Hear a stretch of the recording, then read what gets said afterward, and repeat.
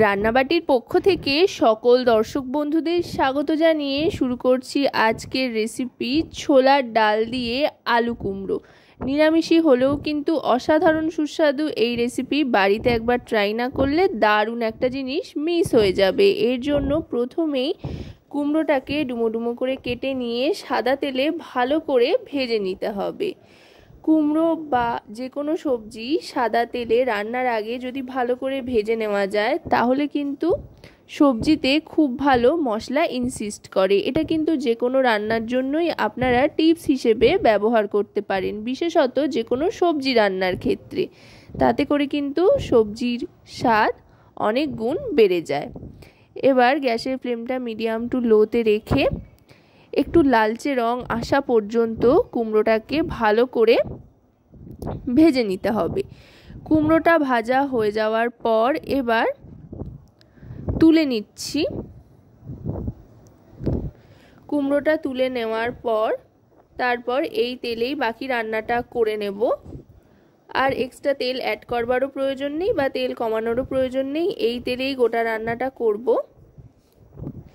এবার এতে ফোড়ন হিসেবে দিয়ে দেব সাদা জিরে। সাদা জিরে ফোড়ন হিসেবে দেওয়ার পর একটু অপেক্ষা করতে হবে জিরেটা ভাজা হয়ে আসা পর্যন্ত। জিরেটা ভাজা হয়ে গেলে এবার এতে দিয়ে দেব একটা তেজপাতা। তারপর ডুমো ডুমো করে কেটে রাখা আলুর টুকরোগুলো দিয়ে দিতে হবে। কুমড়ো আর আলু দুটো কিন্তু একই রকমভাবে কেটে নিতে হবে। আলুটা দিয়ে মোটামুটি ভাজতে থাকতে হবে হালকা একটা রং আসা পর্যন্ত। আলুটা ভাজতে ভাজতেই এর মধ্যে দিয়ে দেব টমেটো আর আদা বাটা। এখানে কিন্তু দুটো মাঝারি সাইজের টমেটো বেটে নিয়েছি আর তার সাথে 1 ইঞ্চি পরিমাণে আদা বাটা নিয়ে নিয়েছি। এবার আদা আর টমেটোর সাথে আলুটা বেশ খানিকক্ষণ কষিয়ে নিতে হবে গ্যাসের ফ্লেমটা মিডিয়াম টু লোতে রেখে। এবার দিয়ে দিচ্ছি ভিজিয়ে রাখা ছোলার ডাল। ছোলার ডালটা কিন্তু মোটামুটি 2 ঘন্টা ভিজিয়ে রাখলেই চলবে। এখানে 1 মুঠ মতো ছোলার ডাল দিয়ে দিচ্ছি। খুব বেশি পরিমাণে ছোলার ডাল দেওয়ার কিন্তু প্রয়োজন নেই।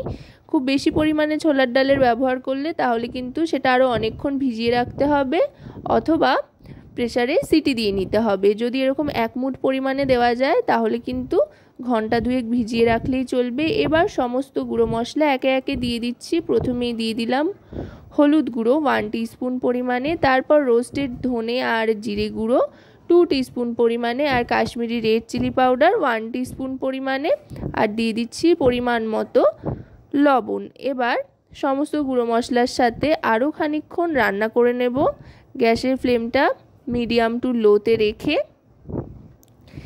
এবার এতে দিয়ে দেব বেশ খানিকটা জল ডাল আর আলুটা সেদ্ধ হওয়ার জন্য। বেশ অনেকটা পরিমাণেই জল আপাতত দিচ্ছি।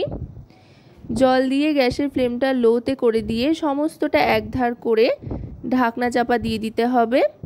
ঢাকনা চাপা দিয়ে কিন্তু মিনিট 2 অপেক্ষা করতে হবে। আশা করব রেসিপিটি আপনাদের ভালো লাগবে। ভালো লাগলে অবশ্যই রান্নাবাটি চ্যানেলটিকে সাবস্ক্রাইব করে লাইক শেয়ার কমেন্টের মাধ্যমে আমাদের পাশে থাকবেন। আর পাশে থাকা বেল আইকনটি অন করে দেবেন সবার আগে সমস্ত রকম নতুন রান্নার নোটিফিকেশন পাওয়ার জন্য। আর যদি রেসিপিটি আপনারা আমাদের ফেসবুক পেজ থেকে দেখেন তো অবশ্যই রান্নাবাটি ফেসবুক পেজটিকে ফলো করার অনুরোধ রইল। আপনাদের লাইক শেয়ার সাবস্ক্রাইব কমেন্ট কিন্তু আমাদের উৎসাহিত করেন নতুন নতুন ভিডিও তৈরির জন্য। তাই লাইক শেয়ার কমেন্ট করে আমাদের পাশে থাকুন। দেখুন কথায় কথায় কিন্তু মিনিট 2-3 বাদে ঢাকনাটা সরিয়ে নিয়ে আবার কুমড়োগুলো দিয়ে দিলাম যেটা ভেজে রেখেছিলাম। ভেজে রাখা কুমড়োটা দেবার পর এবার ভালো করে মিশিয়ে নিচ্ছি। মিশিয়ে নিয়ে গ্যাসের ফ্লেমটা মিডিয়াম টু লোতে রেখেই আবার একবার ঢাকনা চাপা দিয়ে দিতে হবে।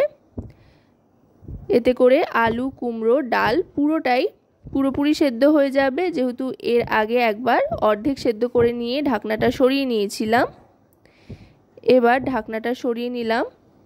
আলু কুমড়ো ডাল সমস্তটাই কিন্তু খুব সুন্দরভাবে সেদ্ধ হয়ে গিয়েছে। আর দেখুন রেসিপির টেক্সচারটাও কিন্তু একেবারে বদলে গিয়েছে আর দারুণ সুন্দর একটা গন্ধও ছাড়তে শুরু করেছে।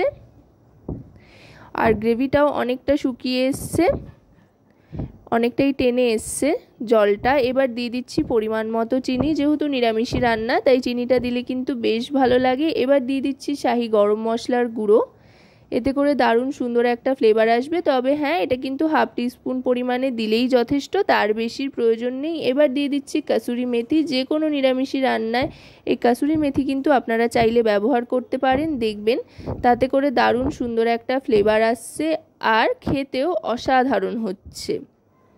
তাই সাধারণ যে কোনো নিরামিষি রান্নাকে অসাধারণ করে তুলতে একটু শাহি গরম মশলার গুঁড়ো আর তার সাথে যদি কাসুরি মেথি ব্যবহার করা যায় তাহলে কিন্তু লাজবাব যাকে বলে। তারপর ভালো করে মিশিয়ে নিয়ে 1 মিনিট মতো স্ট্যান্ডিং টাইমে রেখে সার্ভ করে দিচ্ছি।